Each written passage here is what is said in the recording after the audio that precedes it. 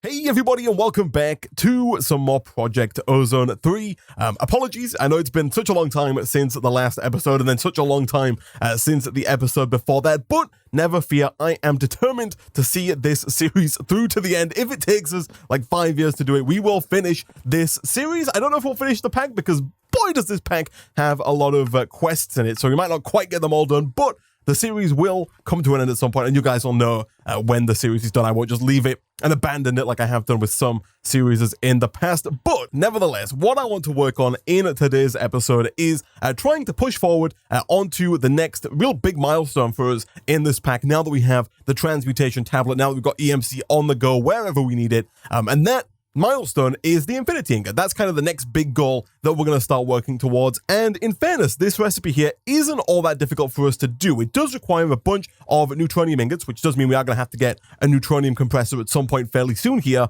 On top of that, it needs a bunch of infinity catalysts, which look a little scarier than I think they actually are. The crystal matrix ingots are a little tricky in that they do require some fiery ingots, which we do have to go to the Twilight Forest for. And then once we've got the fiery ingots, unfortunately, they don't have an EMC in, so we are going to have to find a way to get more of those fairly easily. We'll come back to that in just a second. We then need record fragments, which mercifully do have an EMC, and so much like some of the other items on this list here, once we have them, we can just replicate them with EMC. That is easy enough. The ultimates do. Again, quite a few of these items do have an EMC, and so getting more of these should be fairly easy. The ones that don't, we're going to have to set up some kind of auto-crafting to get those up and running. But then on top of that, and the thing that we're going to kind of work towards in today's episode is the ultimate ingot. We need quite a few ultimate ingots in order to get every single infinity ingot. And again, unfortunately, the ultimate ingot does not have any EMC whatsoever, which is a little bit of a pain. It's not too difficult to make. It requires manual ingots, signalum ingots, crystalline ingots, crystalline ingots, I keep pronouncing that incorrectly, lumium ingots, enderium ingots, and then the keline, I'm not quite sure how you pronounce these, but these ingots here from Landcraft, and for the most part, all of these have an EMC apart from the crystalline ingots and the keline Landcraft ingots. Now, crystalline ingots, not too bad. We taught our system how to make these, and so once we get some EMC links up and running, we should be able to request these from our system with a good deal of reliability, right? The difficult part are these Landcraft ingots, because these guys don't have an EMC, and as far as I know, the only way that you can get them is by heading through into the Landcraft dimension, through the Landcraft Landia portal here, and just mining it. Now, thankfully, we do have some in our system. We got 82 here from some of the previous mines that we've done with our builder over in the Landcraft dimension, but we're going to need a lot of infinity ingots if we're going to push forward to get some of those really late game creative items. There are a lot of infinity ingot recipes in this pack, and so if we're going to do any of this stuff, we're going to need a bunch of infinity ingots, and if we're going to get a bunch of infinity ingots, we're going to need a ton of ultimate ingots, and if we're going to get a ton of ultimate ingots, we are going to need so many of these Landcraft ingots. And I don't know about you, but I don't really feel like just going back to the Landcraft dimension and mining these ingots over and over and over and over and over and over and over again, right? And that kind of links back nicely with the Infinity Catalyst and the Fire Ingot from the Twilight Forest. I believe we get this, if I'm not mistaken, by defeating one of the bosses in the Twilight Forest and getting this fiery blood here, which we can then craft into the Fiery Ingot. Again, not something that I want to do over and over and over again, right? If we're going to need so many of these crystal matrix ingots just to get one infinity catalyst, and then we need so many infinity catalysts just to get one infinity ingot, and then again, I think the infinity ingots, then you need multiple of those to get a chaos ingot, I think it is. Let me check the recipe here real quick. Is this it right here?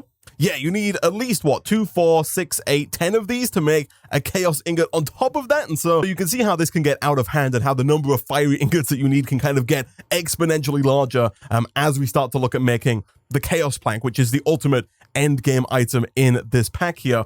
And I think the solution to our problem lies in the Wand of Animation, which is an item that I've never used. It's from the Erebus mod, which is a mod that I've not played with a whole lot, but if I am to understand how this works correctly, the way this works is using the Wand of Animation, you can turn any block into an entity, any block into like an animated creature that moves around, right? For example, if you put down a block of iron, I believe the way it works is you right-click the block of iron with the Wand of Animation. The block of iron will then become some kind of animated block of iron. And at that point, what you can do is you can capture that in a mob imprisonment tool. Yeah, that's the one here from Industrial Foregoing, at which point we can then put that mob into the mob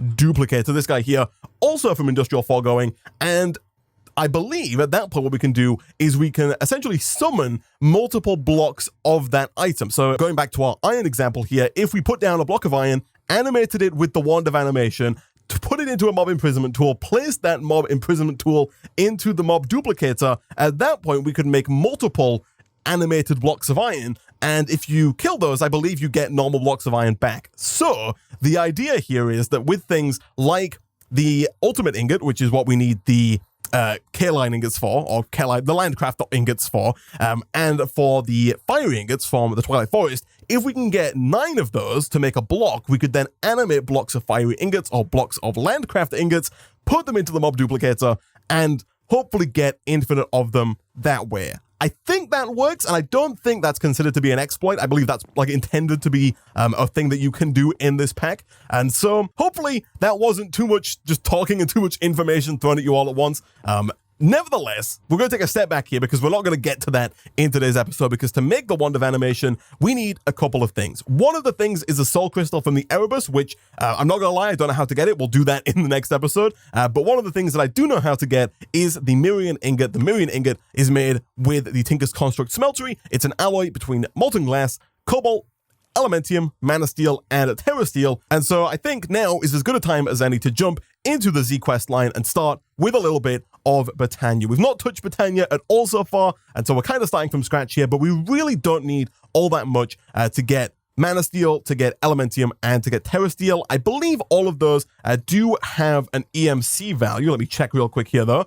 Mana Steel does, Terra Steel does, and Elementium does. Elementium has a surprisingly low EMC value there at 1,000, whereas Terra Steel quite high at 60,000 there. And all of those, I believe, also have a corresponding mystical agriculture crop. And so once we get at least 4 of any of those ingots, we should then be able to go ahead and make just a ton of them using our mystical agriculture setup that we, of course, have down here. And so between episodes, what I've gone ahead and done is set up our new green quadrant over here.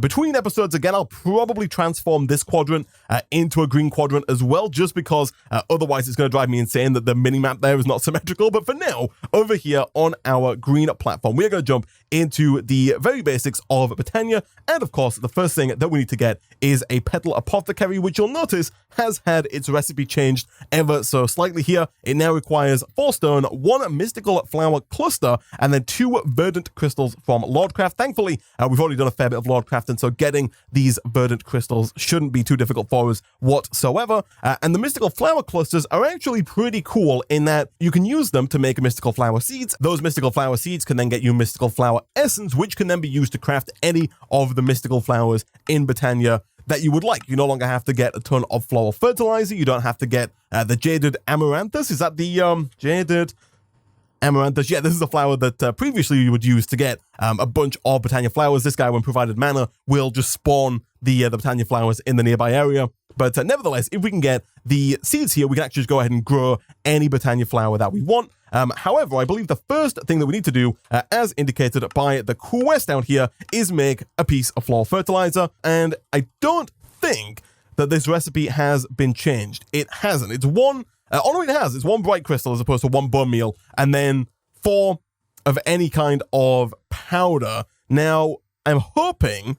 It says pigment. Yeah, I'm hoping that we can kind of get this without... We can use lapis. Okay, this is fine. And then a bright crystal is simply 4 simple crystals and 1 block of glowstone. Simple crystals we have. Glowstone we have. And so we head on over to our Lordcraft setup over here. It shouldn't be too difficult for us to do something like this and this and get our bright crystals, craft those up with a little bit of lapis. 1, 2, 3, 4, and 1. I do think the recipe is shapeless. It is, thank goodness. Does that get us?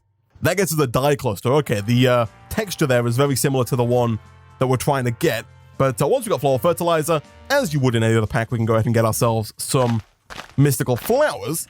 And once we've got just a couple of those, I heard a zombie there. I don't know what's happened actually over here. Just to jump onto a side tangent real quick. I don't know what's going on with our portals.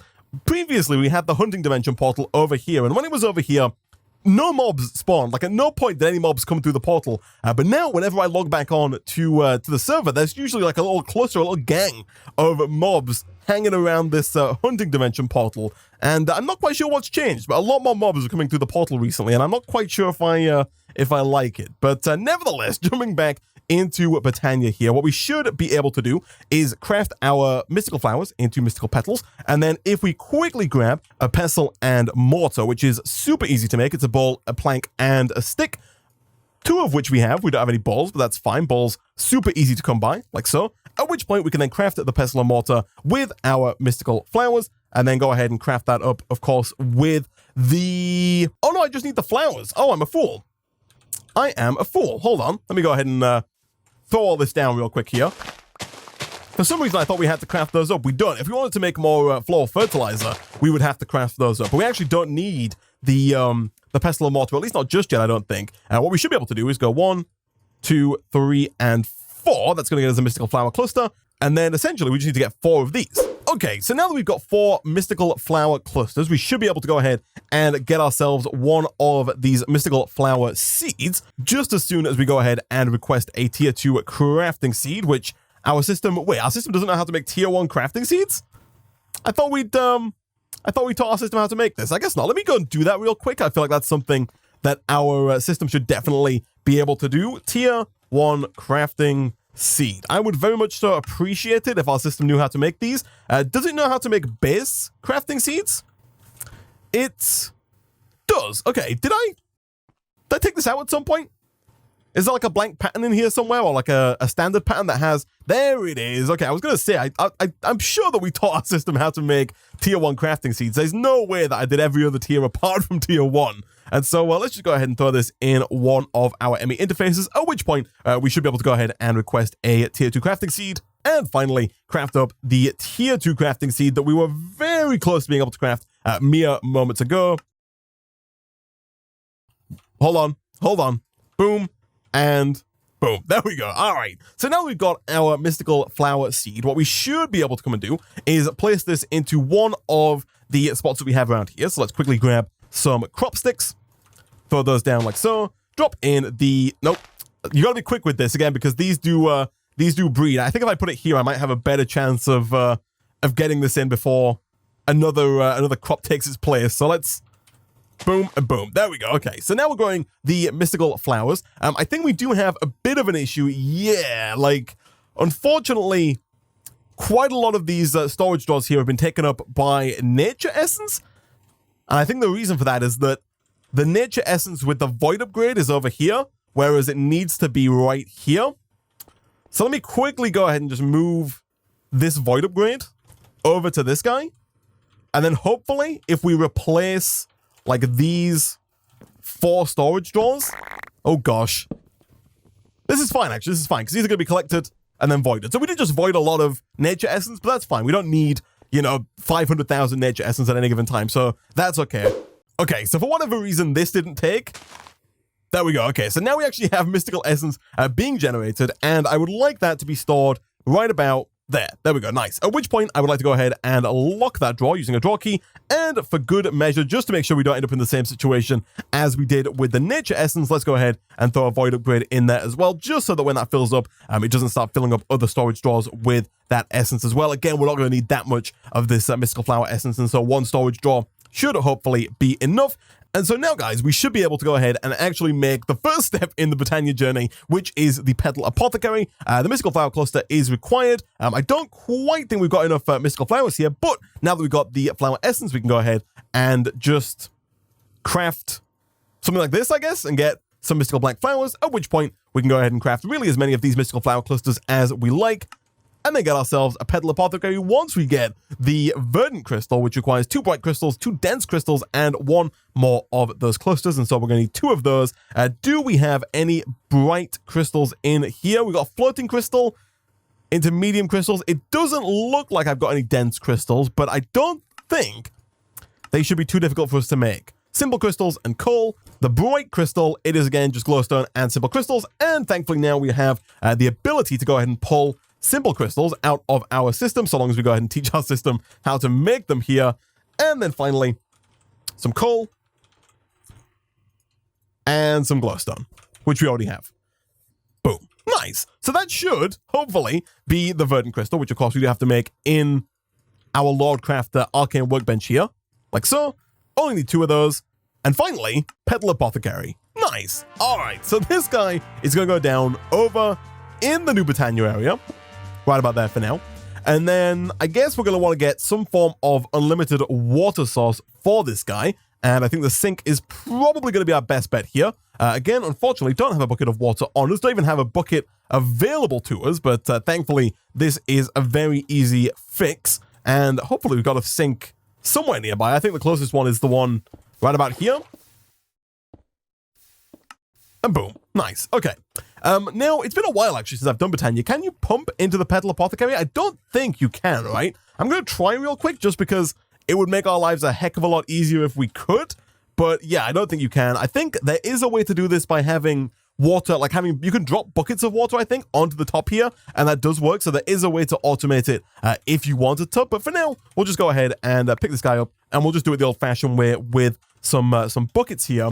Now, the first thing that we need to make is the Pure Daisy. The Pure Daisy is what is going to allow us to get living wood, and it's going to allow us to get living rock, which in turn allow us to make the mana pool and the mana spreader, which can store and transfer mana respectively. So, first things first, we're going to want to make ourselves some white mystical flowers, which of course we can now do with our essence. And if we go ahead and craft 4, and you know, I'll go for 8 just so I can make 2 of these, like so. And all we need to do now, throw in the bucket of water, throw in 1, 2, 3, 4 mystical white petals, and 1 seed of any kind. We're going to go ahead and use regular vanilla Minecraft seeds, like so. Nice. And that gets us a pure daisy, which we can go ahead and throw down really anywhere on the grass here. And if we surround this with either stone or wood, again, we'll use oak wood for the time being just because we've got so much of it. And we do something like this. 1, 2, 3, 4, 5, 6, 7, 8. Give this guy 60 seconds, and this oak wood will turn into living wood. And we want to do the same thing for stone. And so once again, we'll take you, bucket of water, kapow. 1. I think you can right-click this. Nope, you can't right-click this. Ignore me. Let me pick that back up. 1, 2, 3, and 4. Boom. And again, for now, we'll throw this down like maybe right about there. I might rekajigger this so that this is not quite so randomly placed in the future. But for now, 1, 2, 3, 4, 5, 6, 7, and 8. And if we give this just a couple of seconds here, it should provide us with our first bits of living rock and our first bits of living wood. Nice. So we can go ahead and harvest these, like so. And I should really get some better tinker's tools here. The fact that we're still using an obsidian pickaxe and an obsidian hatchet, and not even very well upgraded tools to boot. Like, we should really look to upgrading those fairly soon here. I'm going to go ahead and move these just to give us a bit more space, really, I guess, if nothing else. So I'll put you down like here and here, and then we can, again, throw down some more cobblestone and some more wood, because we are definitely going to need more than 8 living wood and more than 8 living rock. But whilst we wait for the rest of that to get going, and we can even make another pure daisy and put it down right there, I guess. But you know what? I will do real quick here, because the more of these we have, the faster this whole process is going to go. So we'll go 1, 2, 3, 4. Boom. And yeah, I'll just throw this guy down right about there. I'll do wood because I'm fairly certain we're going to need quite a few mana spreaders if we're going to get a large amount of mana in today's episode. But whilst we wait for those to bear fruit, let's go ahead and craft up a mana pool, like so. And let's go ahead and craft up our first mana spreader. Actually, no, let's craft up the Wand of the Forest first. This is, for those who don't know, essentially a multi-purpose wrench for Botania. It's a tool that allows you to do all kinds of configurating and whatnot within the Botania mod. And it's made quite simply with 2 of any colored petals. Those petals will reflect the color of the actual wand itself. So there's a bunch of different combinations here. Doesn't really matter which color you choose. They all do the same thing. They just look different. And then 3 living wood twigs, which are made with some living wood, as you may well have guessed. And so if I just go ahead and grab some of this, and some of this, and some of this, and again, I will go ahead and throw down yet more of this, because we're going to need so much living wood for all of the mana spreaders later on in today's episode. There we go. And now that we've got quite a bit more living wood, we should be able to make our first mana spreader, which looks something like that, with just 1 mystical petal. For now, we'll go ahead and use white petals just because that's what we have in our inventory, like so. Nice. And so now that we've got this, we've got a way to transfer our mana, and with the mana pool, we have a way to store our mana. What we don't have is a way to generate mana, and that is where the Endoflame comes in. The Endoflame, I'm fairly certain, is the first mana-generating flower that you can actually make in Botania. There used to be flowers called the Dayblooms and Nightshades. Unfortunately, those were taken away. There used to be flowers that allowed you to passively generate mana from the daytime and the nighttime, kind of like solar panels and lunar panels. Alas, those are no longer in the newer versions of Botania, and so the first flower that we can make is the Endoflame, which is a flower that can turn fuel into mana, essentially like a basic generator from any of the pack, turning fuel into redstone flux.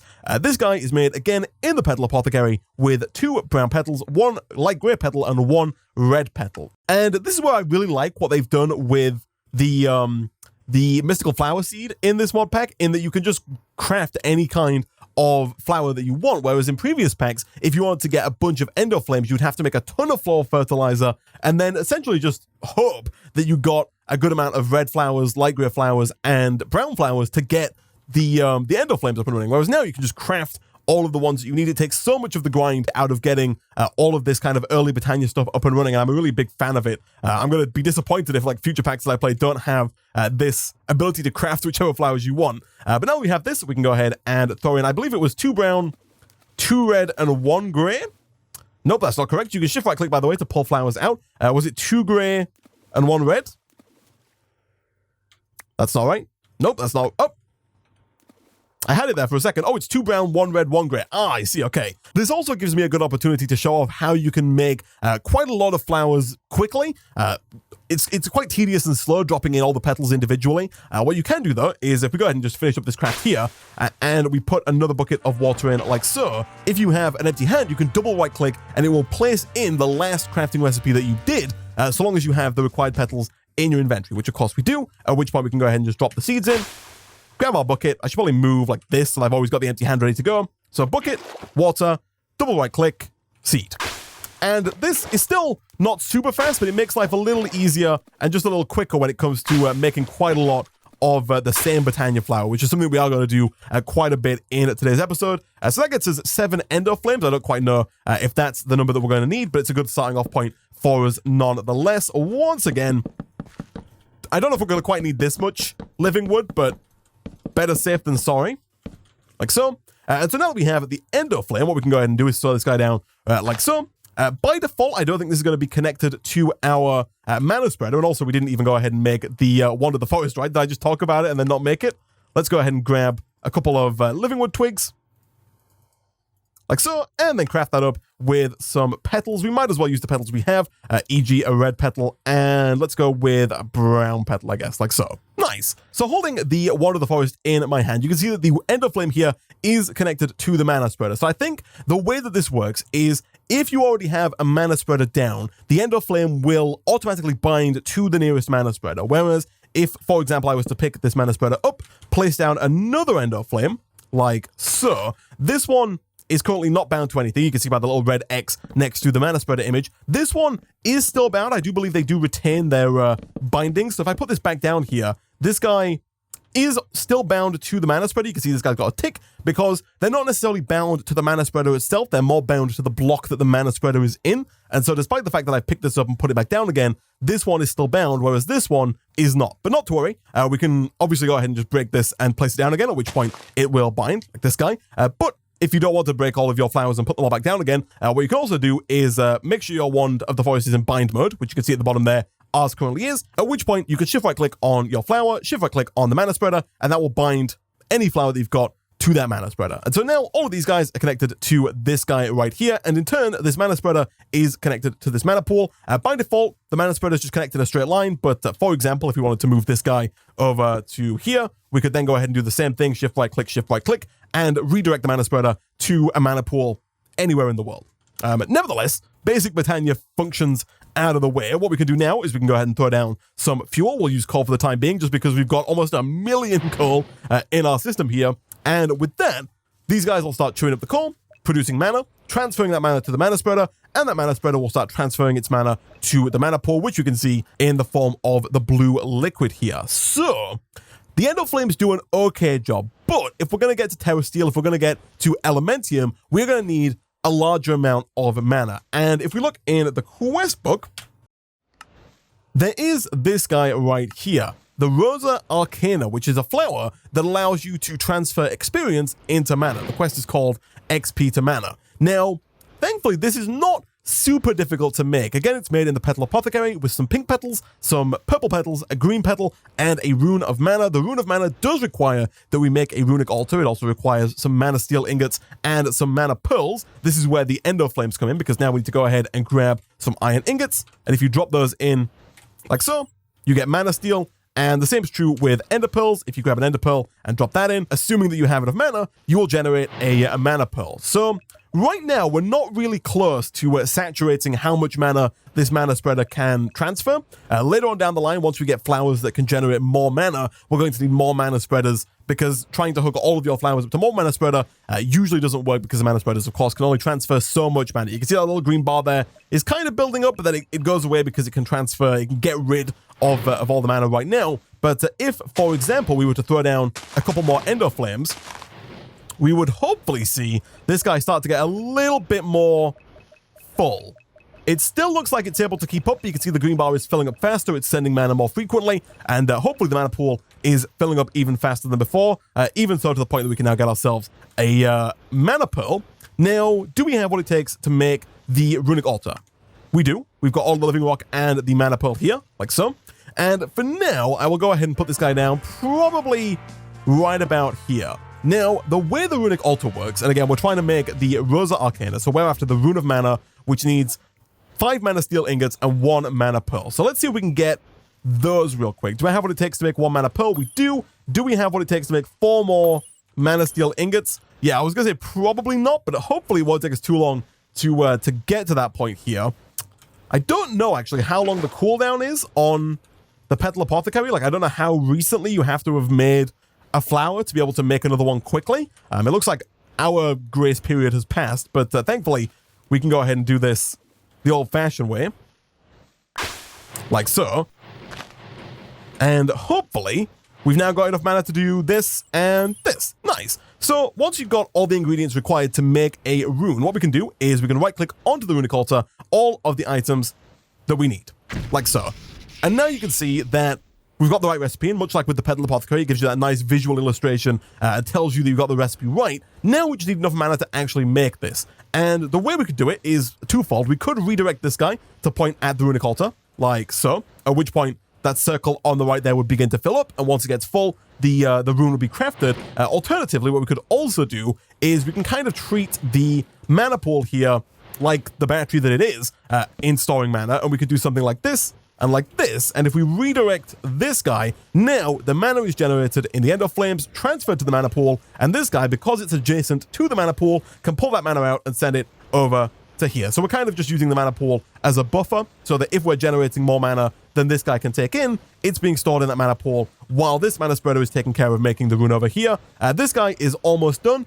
In order to finish the rune crafting process, you do need at least 1 piece of living rock. You'll know it's done when you see these blue particle like lightning lines coming out of the runic altar, at which point, drop the living rock, right-click with the wand of the forest, and you get yourself a rune. Nice. And much like with the Petal apothecary, you might have seen there for a brief second, it did say that if you have the required items in your inventory, again, you can just right-click to put all of those items into the runic altar, just so it doesn't take quite as long to make a large amount of runes going forward. But for now, we should have everything it takes to make at least 1 of these Rosa Arcanas here. So pink, purple, and lime are the colors that we need. So mystical flower. Let's go ahead and grab some pink mystical flowers.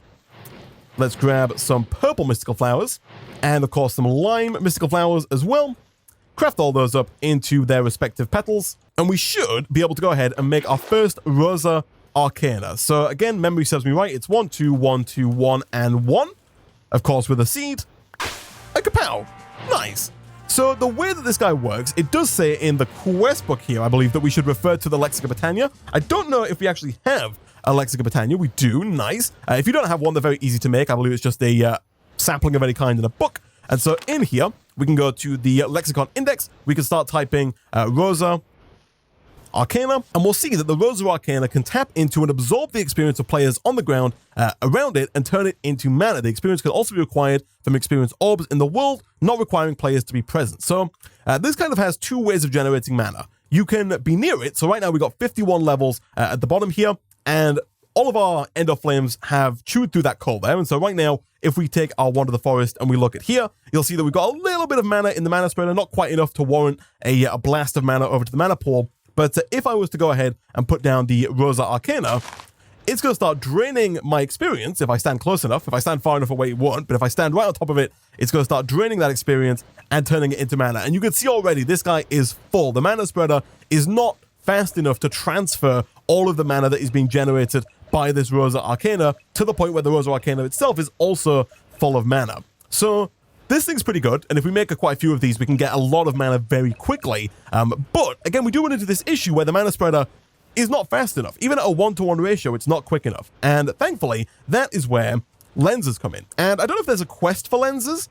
It doesn't look like there is, which is interesting. But essentially, lenses allow you to modify the behavior of your mana spreaders. And there are a few different types of lenses. There's the velocity lens, the potency lens, the resistance lens, and the efficiency lens, as well as a few others like bounce, gravity, bore, damaging, phantom, magnetizing. The list goes on and on. There's quite a few of them. But the core ones that we're going to work on in today's episode are these guys up here. Specifically, I believe we want the potency lens, and a little neat feature here of Botania is you'll see that it says control ? And a picture of the Lexica Botania. If you hover over any item from Botania and just hold control, it will go ahead and just open up the Lexica Botania on the page about that item.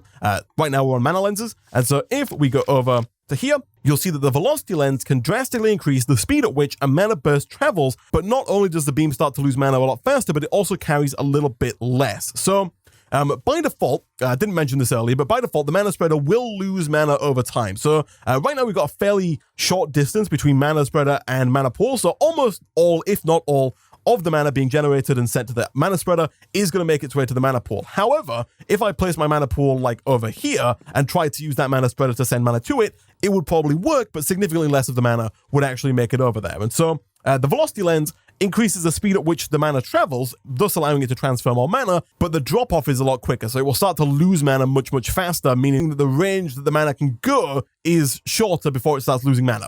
It doesn't really matter for our circumstances. This is still a very short range. And so for us, the velocity lens is going to be very good. It's going to allow us to transfer more mana faster and not have to worry about the negatives of it losing more over a long distance, because we don't have to worry about a long distance. And then on top of that, there is also the potency lens, which will double the amount of mana that a mana burst can carry. However, the beam becomes slower and it starts to lose mana at a faster rate. So the same downside, but it can transfer double. Now, the cool thing is that you can put more than one lens onto a mana spreader. So we can actually get the best of both worlds, putting a velocity lens and a potency lens on at the same time, thus doubling the amount of mana that can be sent in a single burst and speeding up those bursts at the same time. So to make a velocity lens, it is 1 mana lens, which is 4 mana steel and a pane of glass, with 1 rune of air, which is made with a mana powder. Again, just like the mana steel and the mana pearls, it's just gunpowder or redstone or glowstone or sugar or powder. There's a lot of items you can put in here. There's a lot of stuff that can make the mana dust, but it's essentially just an item and some mana steel, white carpet, feather, and string. So this should be very easy. The potency lens requires the rune of fire, which, similar setup, we've got the mana powder, we've got the mana ingot, we've got a nether brick, gunpowder, and the nether wart. So both of those shouldn't be too hard to make. And then once we have both of them, you can simply craft them both together, and it will make a singular lens that can do both things simultaneously. So let me really quickly see here if I've got what it takes to make both of these runes.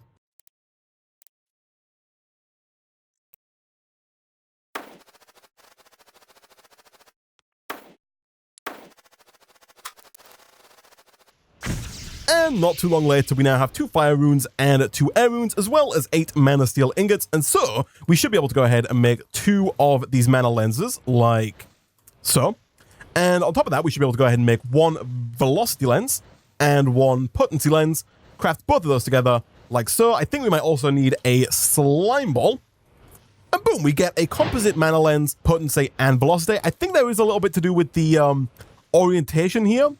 Combining 2 lenses with a slime ball and a crafting table is possible to unite them and keep the effects of both. The first lens used determines the visuals, texture, and color. It's also noted that some combinations will not work, nor will 2 lenses of the same type work. Okay, so for our purposes, I don't think it really matters which one of these we put first, but for some it does.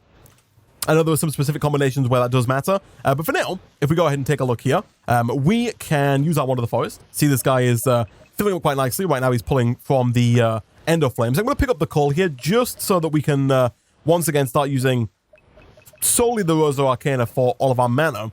And you'll see, it's full if we put on our composite lens, like so. And again, we stand near the Rosa Arcana, so it again starts to burn through our mana. Hopefully, this is a bit better now. It still seems like that's not enough mana, which is crazy, because now it's moving even more than it was before. That's insane. Like, that's a lot of mana that is being generated there and pumped over into the mana pool, especially relative to the amount the Endoflames are producing. All of these guys are now empty, and so all of this mana is still coming from the Rosa Arcana here. But again, you can see that it's not anywhere near fast enough to transfer all of that mana, which is great. That's good news for us. It means that we're producing a very large amount of mana, which is always good. So, now that we have that, we really want to start working, there we go, towards getting ourselves some Terra Steel and towards getting ourselves the Elementium. So the Terra Steel, I think, is the first step that we're going to take here. The Terra Steel is made using the Terrestrial Agglomeration plate. To make this, we need 3 blocks of lapis, 1 block of mana steel, a water rune, an earth rune, a mana rune, an air rune, and a fire rune. Thankfully, I think we've got at least 2 of those. The mana rune, I think, was made in sets of 1. Most runes are made in sets of 2, but it looks like the mana rune defies that rule. You can see, yeah, the rune of fire, the rune of water, the rune of earth, and the rune of air, and a few of these other ones are also made in sets of 2, but the rune of mana, not the case.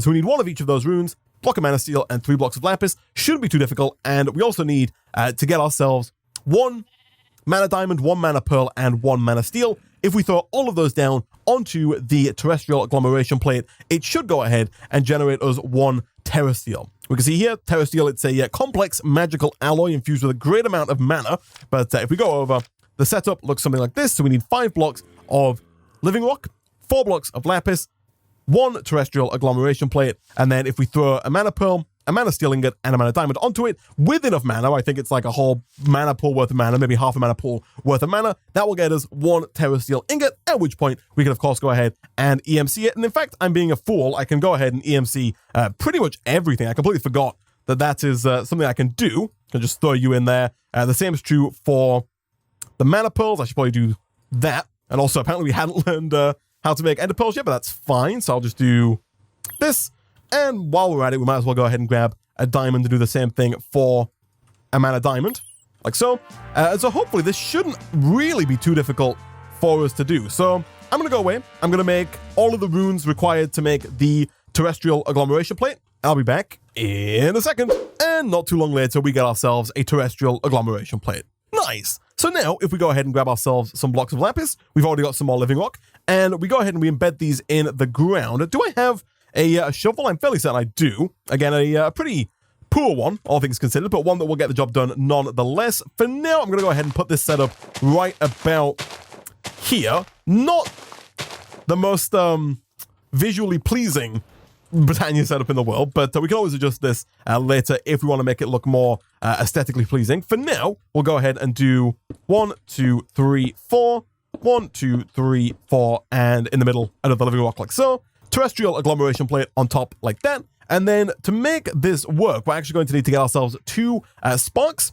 These guys right here. It's simply 2 of any colored mystical petal, 2 blaze powder, and 1 golden nugget, all of which we should have in abundance. And then we're going to put 1 of these down on top of the plate by right-clicking. We're going to put 1 down on top of the mana pool by right-clicking. And so now this plate here can pull mana from the mana pool through the sparks. It's a way of transferring mana to items that can't be used with the mana spreaders. Like if I tried to do this and this, I actually don't know if that works, but I don't think it does. I've always done it this way. I assume this is the way it's done. But nevertheless, we do not have anywhere near enough mana to actually make a piece of terra steel yet. I'm fairly certain we need at least half a mana pool worth of mana if we are to get this to work. And so what I'm going to do, guys, is once again, I'm going to go away. I'm going to make a couple more of these Rosa Arcana. I'm probably going to get rid of the Endoflames here. They've kind of served their purpose as the early game mana source that they were. But I'll make some more Rosa Arcana. I'll make some more mana spreaders. I might even go ahead and make some more lenses as well, because we know that we need at least 1 mana spreader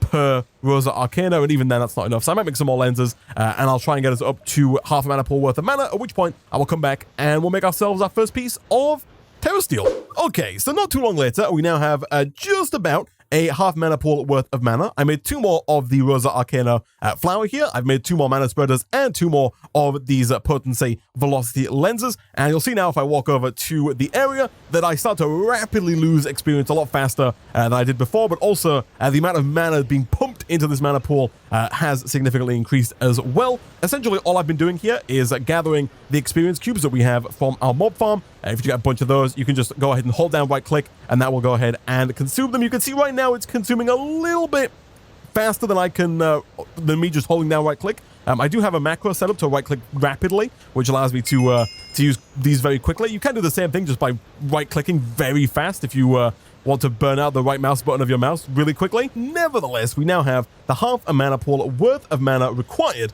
to get our first piece of Terra Steel. And so if we go boom, boom, and boom, we should see the animation begin. These blue balls flying in and out. And any minute now, I think they go in and out like 3 times. They turn a bit greener as time goes on. I think maybe one more. Oh no, I think this might be it, actually. Oh no, one more cycle. Yeah, look how green they are now. This is it. And there we go. We got our first piece of Terra Steel, which of course we're going to instantly place into our transmutation table so that now we can just get really as much Terra Steel as we like. Nice. So now that we have this, we can move on to essentially the final stage of Botania for us here, and that is getting the ingot whose name I have forgotten. It is Elementium. I always forget the name of that one. We can now work on getting our first Elementium ingot. For that, we do need an Elven gateway core to make an Elven portal. The Elven gateway core does require some Terra Steel, hence why we made it, as well as a lot more of the living wood. So thankfully, we should have what it takes to go ahead and make this very easily.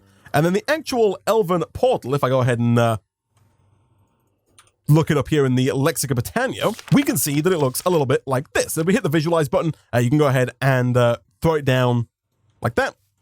And then from there, we can actually go ahead and build this guy. It does require 3, I think this is glimmering living wood. Let me check real quick. Glimmering, yeah, this stuff right here, it's simply living wood and glowstone, living wood and living rock. Actually, I have just realized I can put into here, and I actually don't need all of these pure daisies whatsoever. Please forgive me, people in the comment section who I know have already commented that I'm a fool and I could have done this earlier. I also didn't realize until after the fact that I could make mana spreaders in my, they have an EMC as well. Like you can see they just cost 232. They're surprisingly cheap, and I did make these the old fashioned way, but you can just EMC those once you already have them.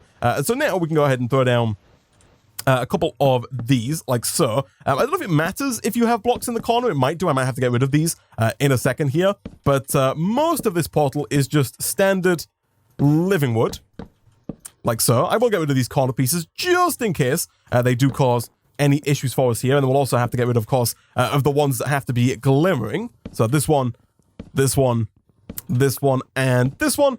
And then if we go ahead and quickly craft up a couple of glimmering living wood, like so, and we go boom, boom, and boom. This is the structure complete, as we have handily been told in the chat there. So now, again, if we look in the Lexica Botania, I don't think the structure is quite complete, because in order for this to, excuse me, where did I put it in here by accident? I did. I think I pressed Z very quickly there, but nevertheless, I believe that actually for this thing to work, we do have to have mana available for it. You'll see here, at least 2 nature pylons with mana pools must be laid out within an 11 by 11 area around the core. So it used to be very specific. You used to have them in specific spots near the portal. And now it looks like you can just have them really anywhere. And so if we just go ahead and get a mana pool, again, much like with the spreaders, the mana pools can be replicated using the transmutation tablet here. And so we might as well go ahead and do it that way.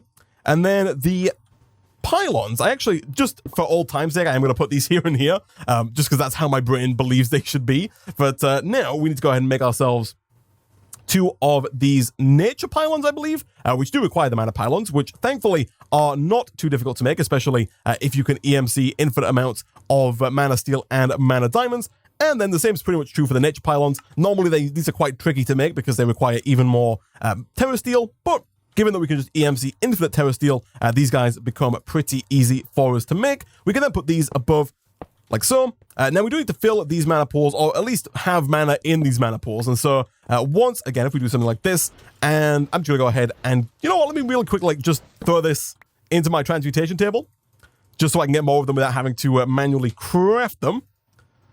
And I'm just gonna do this and this. We're gonna have one of these, of course, point over here, one of these point right about there.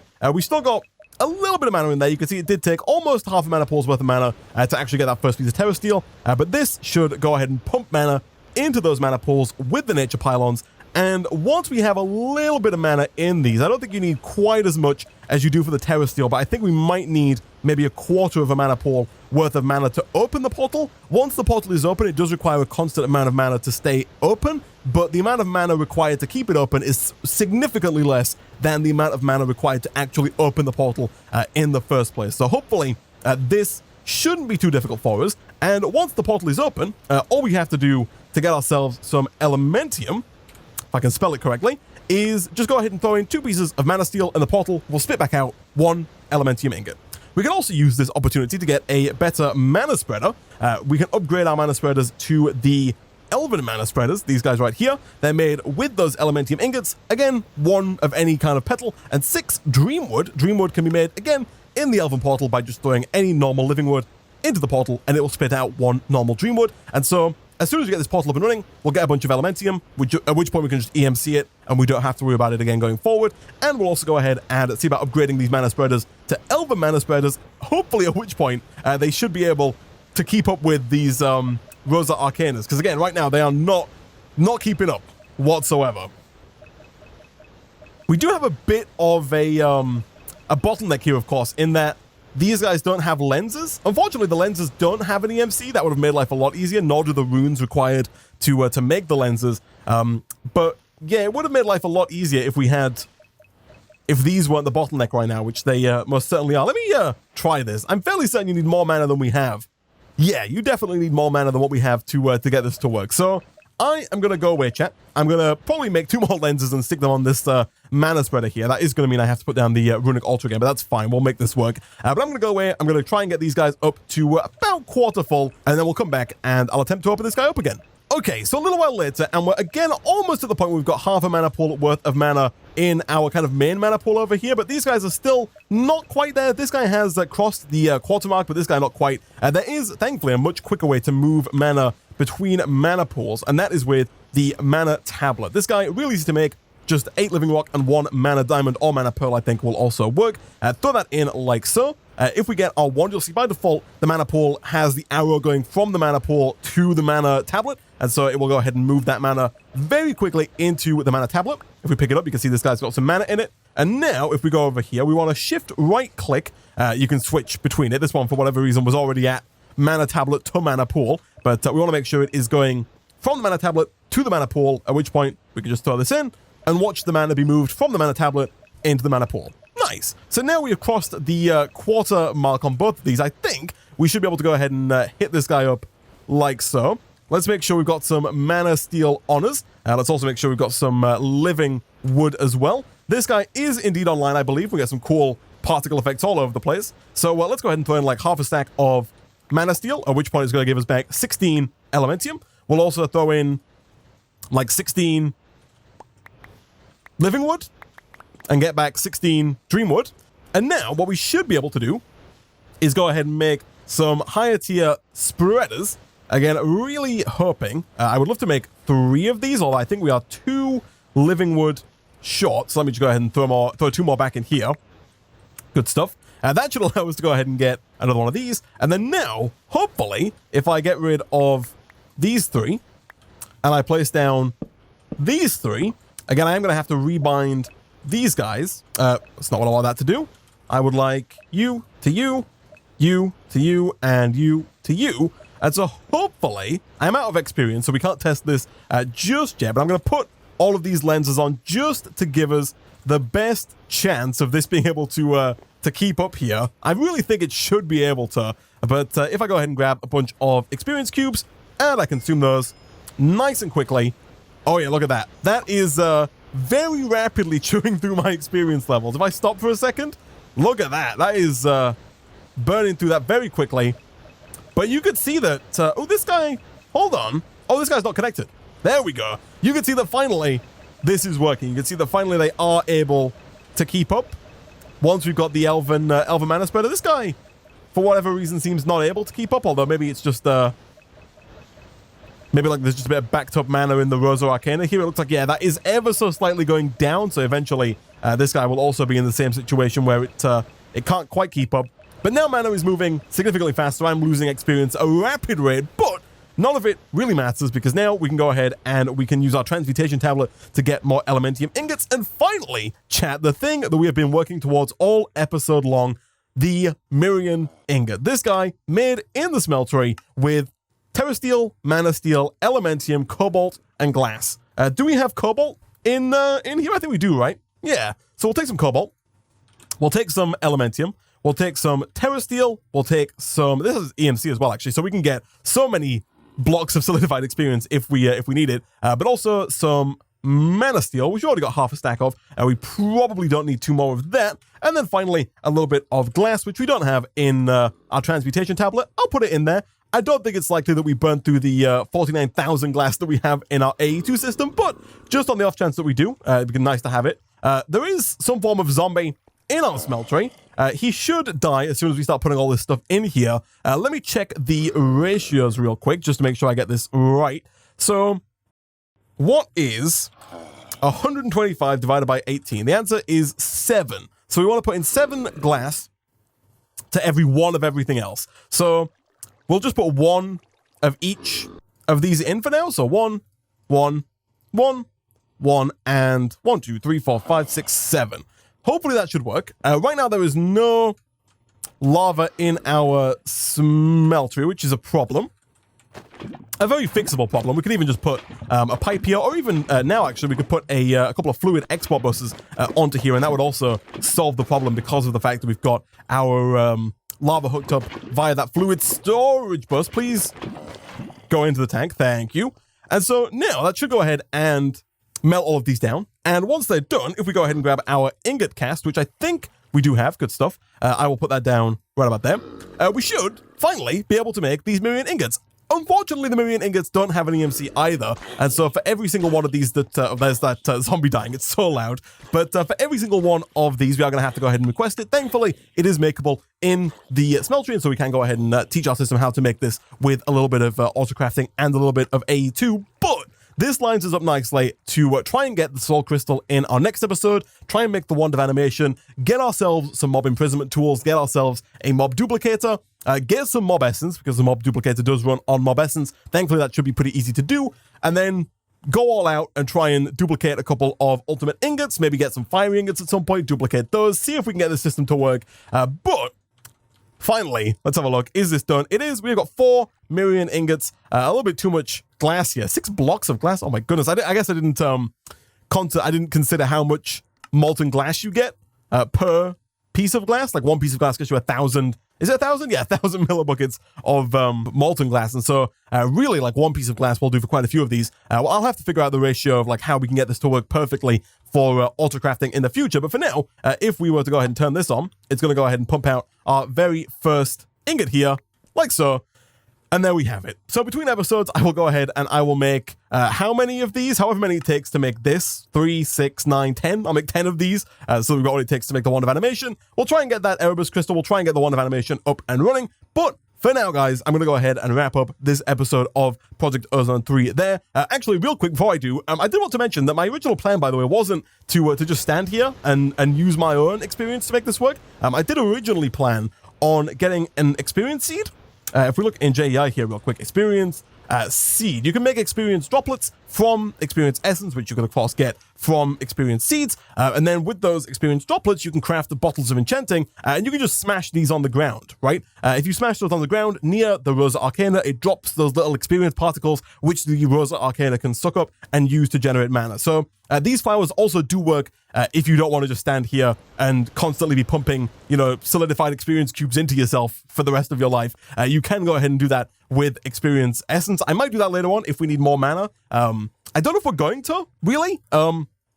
We've done a fair few of these quests here. There are, of course, more quests that we can do. Actually, as well, whilst we're at it, we might as well go ahead and make a little bit of pixie dust and dragonstone just to complete this quest. I believe, if I'm not mistaken, that pixie dust is mana diamonds, and I think the other one might be mana pearls. Let me try real quick here, though. If I throw one of these in, I do get 1 dragonstone, and if I throw in a mana pearl, do I get pixie dust? I do. Nice. So is that quest complete? It is. Good stuff.